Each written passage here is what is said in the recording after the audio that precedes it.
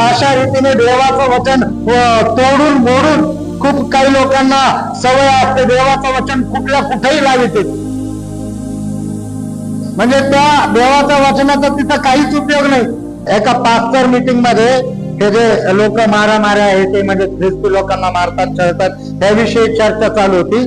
एका पास्टरने लगेच सगळ्या पास्टर लोकांना समजायला एक वचन काढलंय, देवाचं वचन म्हणते की देवाचं राज्य येऊ. मग तो पास्टर शिकवायला लागला, म्हणजे समजायला लागला ते वचन देवाचं राज्य. मग म्हणतोय जर आपण राजकारणात नाही गेलो तर कस काय देवाचं राज्य येईल, जर आपण यांच्या विरोधात नाही मांडलो तर आपण आपलं किती ताकद आहे ती नाही दाखवली तर कस काय देवाचं राज्य येईल. देवाचं वचन म्हणते देवाचं राज्य.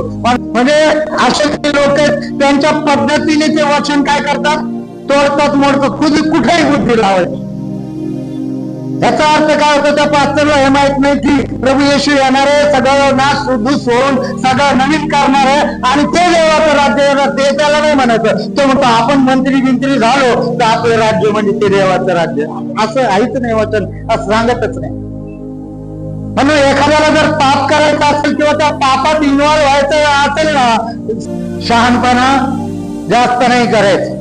देवाच्या वचनात असं लिहिलं ना तर लिहिलं म्हणजे लिहिलं आणि ते देवाचं वचन तसंच काम करणार.